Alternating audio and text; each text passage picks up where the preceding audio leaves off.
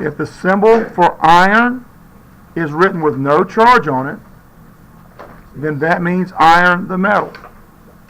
Iron the metal has no oxidation number. Sometimes we write a 0 up here for the charge or oxidation number because there's no charge on it. Okay? But if we have iron with one of the oxidation numbers here, that becomes iron an ion. It has a charge. It has lost 2 or 3 electrons. Okay? So iron with a 2+ charge is not iron the metal. It's iron 2. If it has a charge, it's an ion.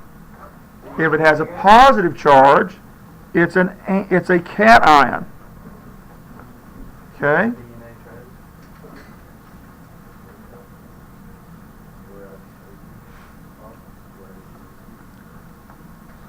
All right, the other charge that you can find on iron commonly is 3+. If it's a charge, all right, so this is not iron, the metal, or iron 2, it's iron 3. Use a Roman numeral in parentheses, no space between the word and the parentheses. And this is also a cation because it's a positively charged ion.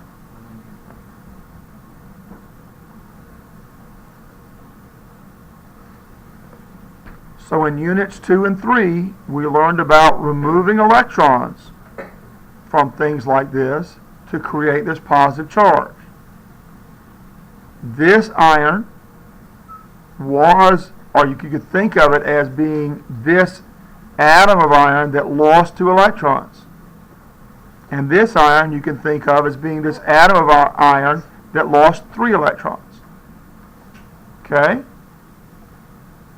So both of these are monoatomic ions. Does that say cation? Cation. Cation.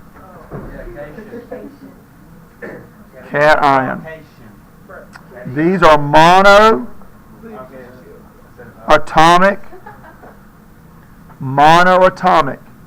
Since they're both positive, they're not just monoatomic ions, they're monoatomic cations. Okay?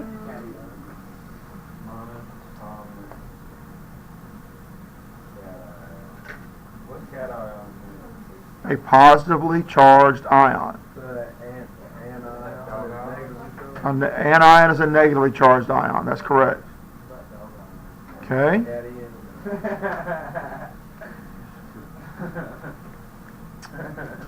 Now, in the last unit, we also introduced you to polyatomic ions. And there were 2 polyatomic ions that I showed you how you could think of them being created. One of them was ammonium.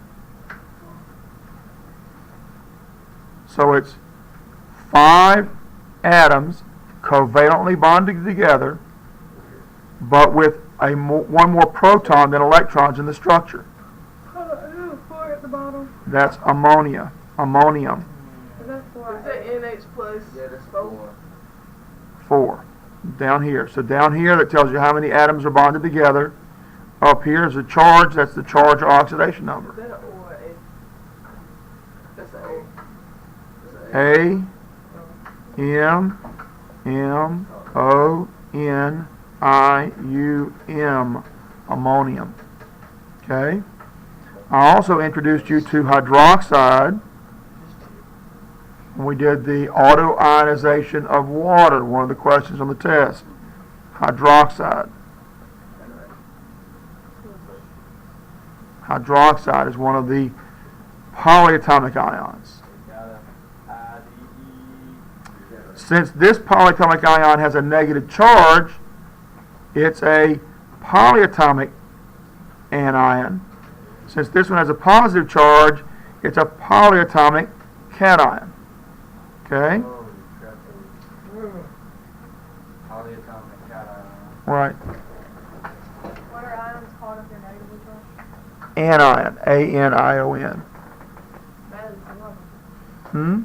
That is the one. All right, one of the other references in your test references is this common ions list.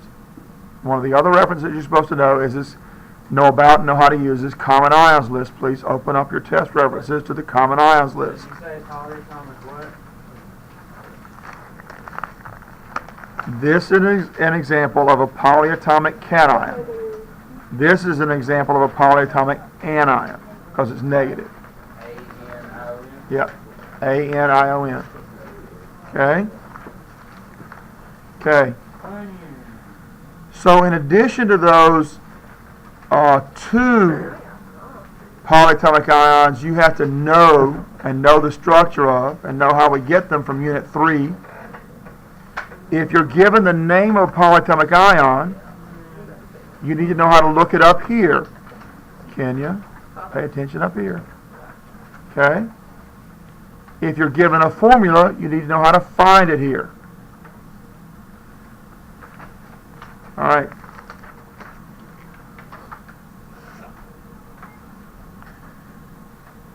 So, in the last unit, we learned how to start balancing, or actually we didn't start in the last unit, I just started teaching it before the test.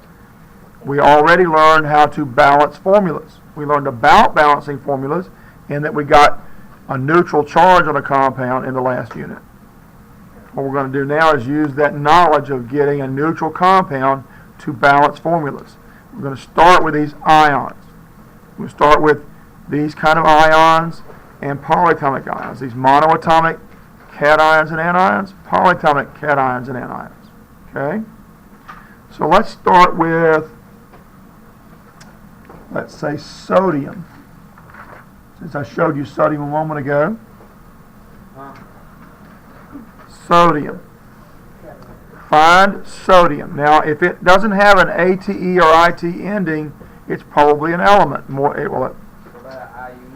IUM usually indicates you have some kind of an element, but ammonium is an exception.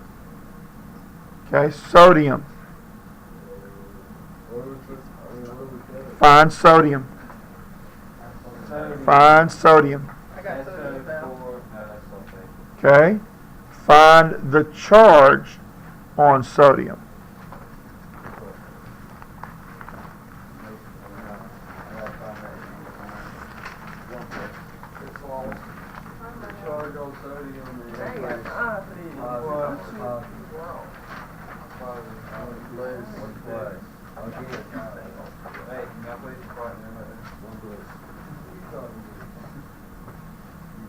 Has a 1 plus charge. If you look on your periodic table of oxidation numbers, which you are supposed to have every day, there's a 1 plus charge on a sodium. Okay, if we're talking about sodium, the metal, which I showed you a moment ago, that has a shiny luster, that's an Na. But if we're going to combine sodium, the metal, with something else, it has to become an ion. Most metals, when they combine with other things, form ions to do it. Most metals, when they combine with other things to form some kind of compound, become an ion. So if we're going to put sodium together with something else, we have to have sodium, the ion.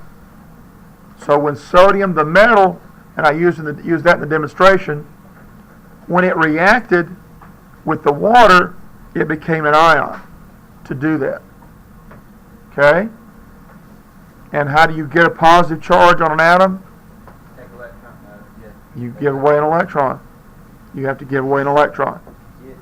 So sodium has 1 more proton than the electrons it has. That's how we get that positive charge. So it's positive. Ammonium is this thing that's positive. This is sodium, the ion. It is a monoatomic cation because it's 1 atom with a positive charge. An ion is a positively or negatively charged particle. The prefix means positive and the prefix means negative. Okay? Yes?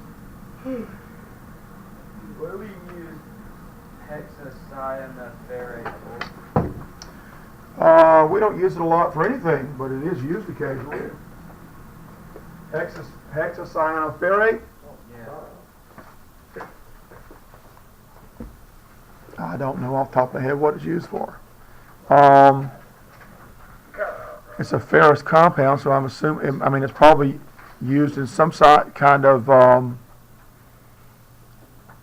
metal collection, taking something out of solution. Okay?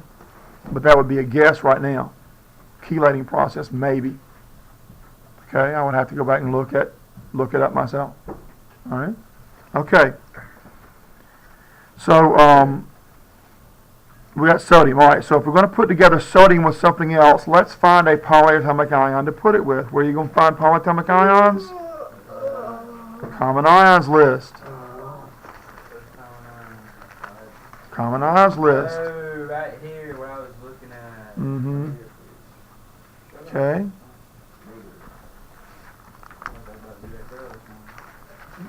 Let's put it together with manganate. So find manganate.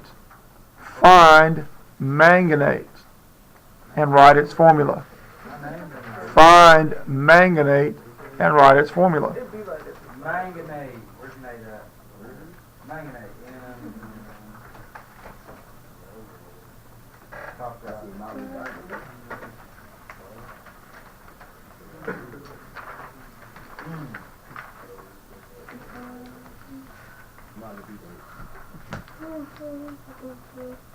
Manganate. Write its formula. Why we didn't study these? 'Cause we didn't. I'm talking about like why we didn't have a quiz on like each section, like the S sub.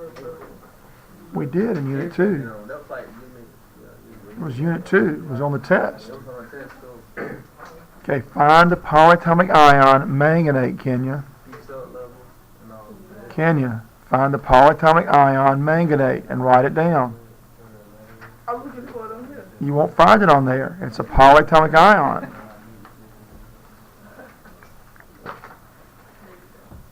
It's right here. Yeah, write it down.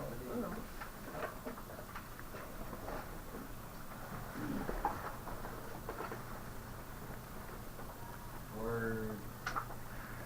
Now, it becomes very important when you're writing symbols for elements and compounds that you keep the capital letters and lowercase letters clear. This thing says manganate has, yeah, I was about to say. Two minus.